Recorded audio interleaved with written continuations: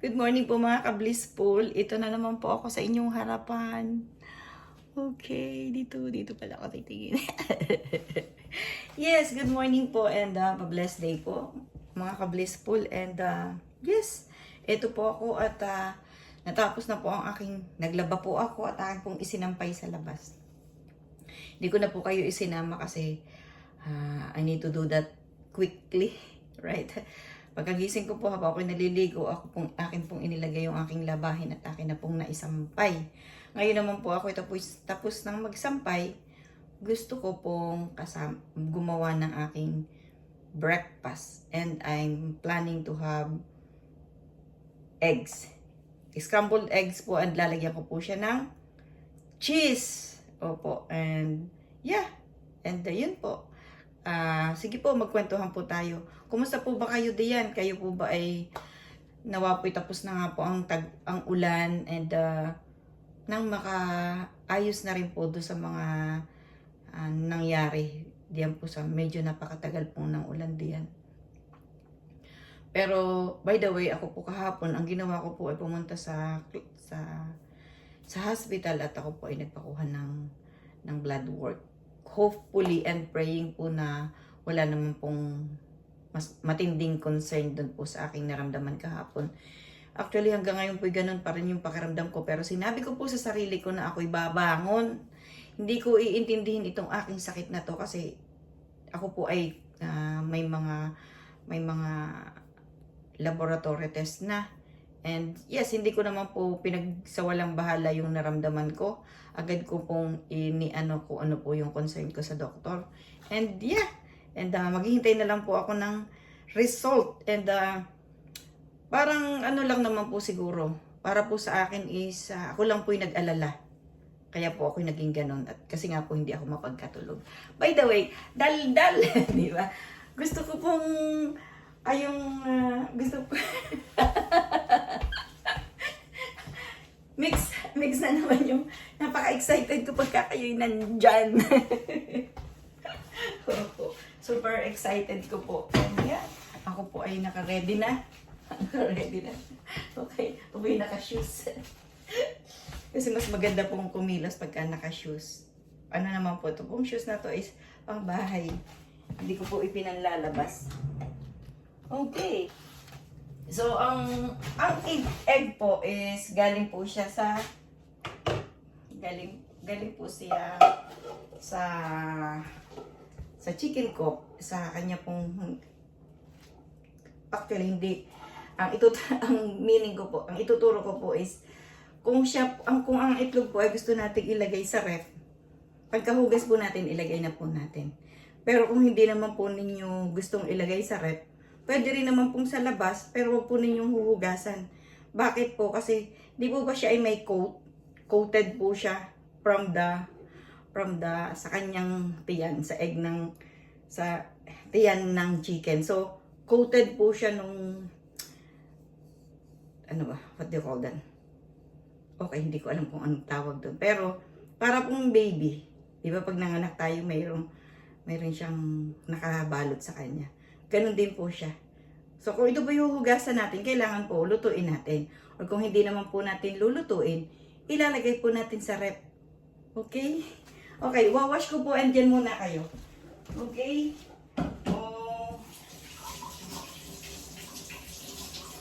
Maingay po itong ating paghuhugas.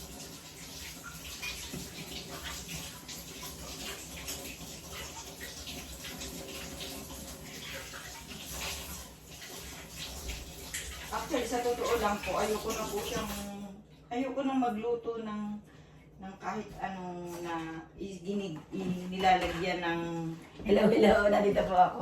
Nilalagyan ng what do you call that? May siya. May parang pwede siyang maging sisiw. Meaning na yung pong aking mga manok ay pumupunta dun sa kapitbahay ko at mayroon po kasi doon rooster. Pero ako po ay walang rooster dito sa farm. Kasi hindi ko po kayang magpadami ng manok. Hindi ko po siya kayang gawin kasi mahirap pong i-maintain. Nag-iisa po akong nag-aalaga sa kanila. And then, paano na pagka winter na? So, paano ko sila alagaan? Baka ilagay ko sila dito sa loob ng bahay. Kasi di ba, maaano po sila eh, maiinitan, ay malalamigan. Malalamigan po sila. So, yeah, kailangan ko pong i-maintain na hindi po sila dumami. Oh, di ba? Ang hirap. Ang hirap hindi sila dumami. Pero kasi nga po pagka marami na sila, how can I taking care of them, right? The chicken.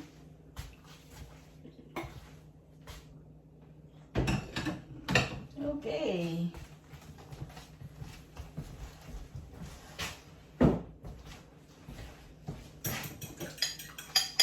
Ayan, 4 po yung ginawa ko. Sana ay maipakita ko sa inyo. Pero syempre, mga nanay po tayo, kaya po natin gawin yan. Ginagawa ko po ay katulad po ng napapanood ko. Syempre, tanungin po ninyo ako, or ikukwento ko po sa inyo kung sino po ang favorite kong artista diyan sa atin nung pong kabataan ko. Si Sharon Cuneta po. Ay, nung pong dentistry ako, pagka po ay believe na Webes ba? Webes nga yata po yung kung si Sharon Cuneta ay may bagong ipalalabas sa sinihan, ako po ay nakapila kahit po ako ay naka-uniform. So, bawal po iyon. Ethically po bawal. Pero hala, hindi ko po masyadong inaano yung bawal. Hindi ko po masyadong sinusunod yung bawal na yun. Ay, sasara ko po ito. So, yun nga po, si Sharon Cuneta po. At wala pong pwedeng makapanira kay Sharon Cuneta sa akin. Whatever, right? Hindi po masisira si Sharon sa akin. So, yeah, go on until now po. Pagka po may bagong palabas si Sharon, kahit po sa YouTube channel, pinapanood ko po. Kayo po, sino po ang inyong, si Sharon din po bang inyong ang inyong favorite or idol? Yeah, ultimo pong yung kanyang daliri. Naku, I adore her. Yeah, syempre mayroon po tayong mga ganong nung kabataan natin, diba? May mga ganong pagkakataon. May mga ganong, syempre, ano po tayo eh. Naghahanap po tayo ng ating magugustuhan. Kahit sa anong syempre, si Sharon po noon at saka si Gabi. So ngayon, hindi na po sila, diba? We never know our life, right? Hindi natin alam kung anong pwedeng mangyari sa atin. Well, ang galing nandyan kayo, nagkukwento ako. So,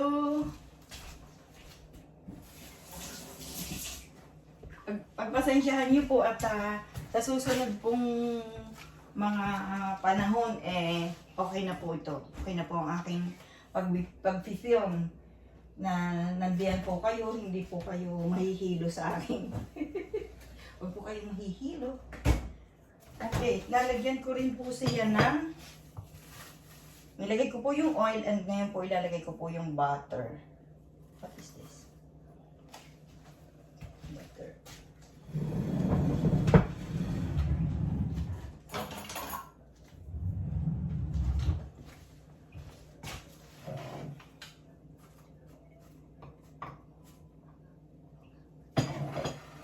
Butter. And then, ang ginawa ko po dito sa aking, pag bumibili po ako ng cheese, isang haba na ganun. May ganun pa po ako. Papakita ko po sa inyo. And then, akin pong ginagadgad And para po hindi siya magkaroon ng mold, para lang din po para ilagay ko po sa freezer, ginaganito ko po, inilalagay ko po sa ziploc. And yeah, marami pong ganun. Ganito. Papakita ko po sa inyo yung cheese. Pwede rin naman po siyang ganito po. Ganito po kalalaki ang cheese. Pag po siya nagsisave, bumibili po ako ng mga 3, 3 for $10. So, iba't iba po yung kanyang flavor. Ito po ay marble. Tapos, kalimitan po, ganun po yung binibili ko. And pinitracer ko po. So, para po kailangan ko, magagamit ko ng immediately. Well, nilagyan ko po siya ng konting asin at saka po paminta. Okay? And mag-iinit ako ng aking bread. What's the bread?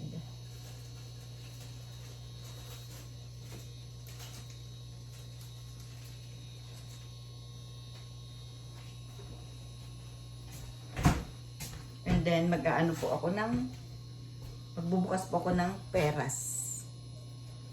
Okay.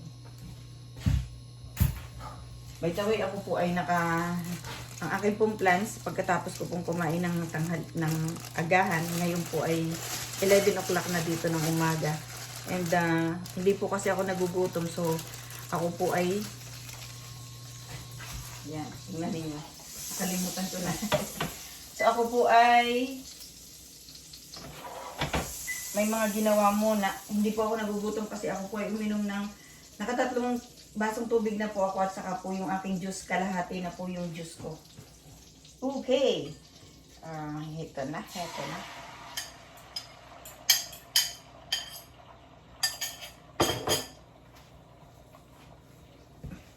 Sana po kayo nakakakuha ng inspirasyon, ng idea in the day. Pagka po ano po yung ginagawa ko. Okay, ako po ay ganyan. So, gusto ko pong pag-uwi ko po diyan ay magpagawa ako diyan ng aking pong kilay. Actually, nagpagawa na po ako, kaya lang hindi po ako nakabalik. Kasi parang basta mayroon pong mas importante bagay ako. So, hindi ko po siya nabalikan. So, I believe na that is 4 years ago. Wala na po yung kanyang, hindi po siya tattoo eh. Hindi ko po alam kung ano pong ginawa sa akin. Pero, ayun. Kung dito ko po papagawa, eh medyo mahal. It's like 15,000 pesos. Pero, may mga nakikita po ako diyan na maganda. Pero, syempre, may sakit din po yun. Actually, yun po yung nilalagyan ng topical anesthesia. Topical lang po ang nilalagay kasi yung po ay sa skin lang siya. Sa skin. Well, talagang kung gusto nating mabago, so gagawa tayo, may sakit siya. Parang kahit anong gagawin natin, na gusto nating magtagumpay. So, gusto ko magkakilay, di po ba? So, meron po akong meron po akong gagawing pagtitiis. Tagalog. Okay. So, almost done. Inano ko po, ano bang tawag yun? Para ka nagtotorta. Pero, mamaya po tatakpan ko siya. Well, ayan, ako po yung nakapagsaing na. Nakabili po ako ng black rice kahapon. And, yeah. 2 takal po yung aking niluto, and possible that is gonna be for 15 days for me. Naglalagay lang po ako sa mga lagayan, yung isang kain, and then nilalagay ko po sa freezer. Well, sabi po nila is much better na lulutuin ko at kakainin ko immediately. Pero dahil nga po yun yung nakasanayan ko na. Kasi, nung po ako'y nasa city, ay ako po ay ganun ang ginagawa. And then, nakita ko pong pwede naman po sa akin. Choice ko siya, di po ba? May mga choice. Kasi kung hindi naman po ako laging kumakain ng kanin. Hindi po ako palaging nagkakanin. So, ayan. There you go.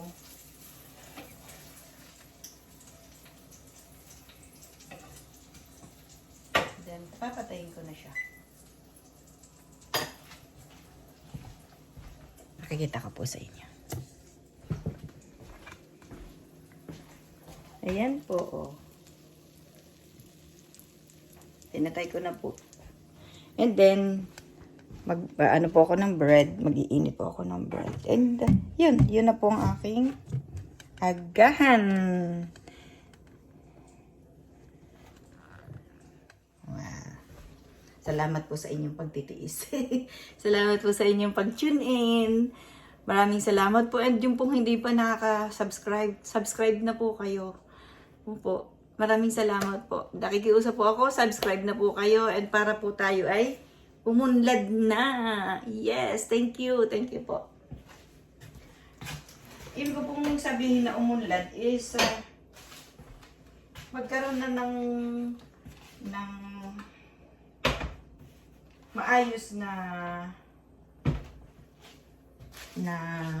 pangkabuhayan, di po ba? At na ako po ay makauwi ng Pilipinas at makatulong. Napakaganda po ng aking gustong gawin dito po sa pag-YouTube. Okay? Kasi gusto ko pong ma-meet kayo. Kasi kayo po ay napaka-bless ko dahil nandyan po kayo, di po ba? And I am so grateful. Hindi ko na kayo maisama dito sa ginagawa ko. Well, mamaya po pagkatapos ko pong iinit, ipapakita ko po sa inyo. Ingay.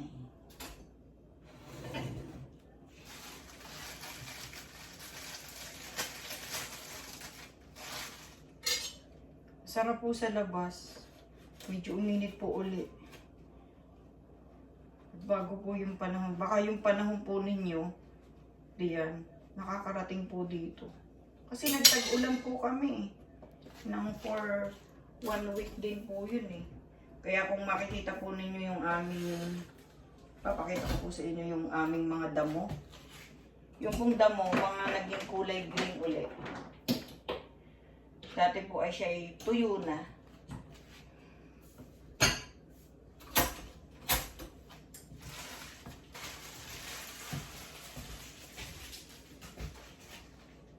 Ito po, pang-4 na basong tubig ko po.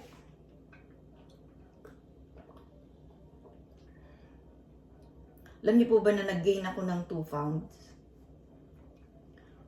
Sabi ko, wala naman akong kinakain. Pero possible na because of my therapy, my water therapy.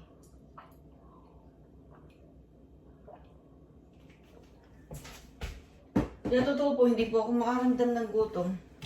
Ang takot ko nga lang po is baka ayoko naman pong pumayat. Pumayat na pumayat. Hindi naman po siguro maganda. Pagkapayat na payat. Kasi po yung mukha ko, pagka po pumayat parang isang dakot na lang. Ay, ilalagay ko po sa aking plate. And hihiwain ko.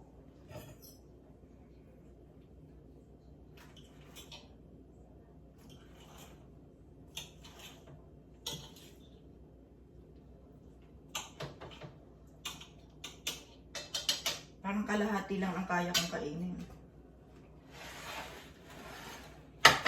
So I have food for tomorrow.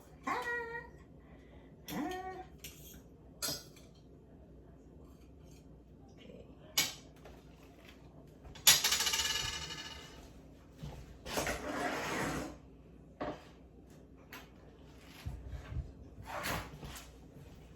Hinihintay ko na lang po yung bread.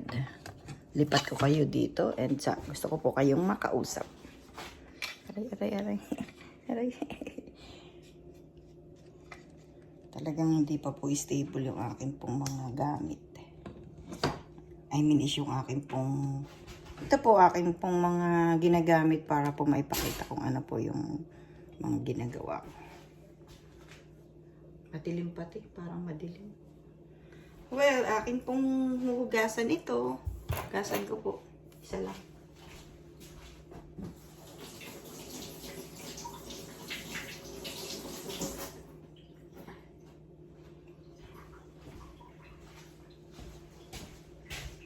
Hindi pala ako nakabili ng aking paper towel, kitchen towel.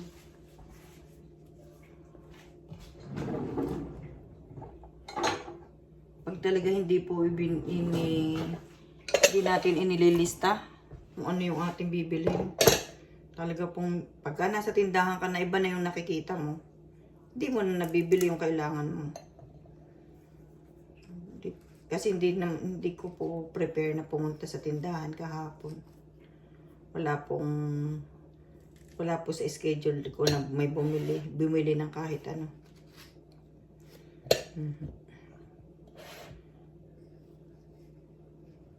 Well, ang tama daw kung kinakain is fruits before the meal, di po ba?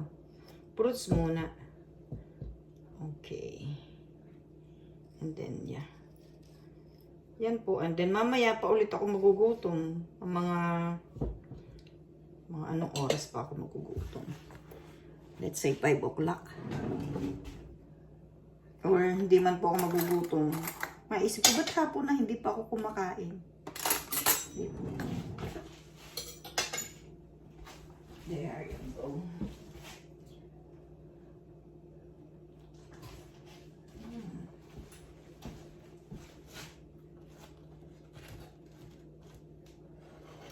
Ito po ang aking breakfast.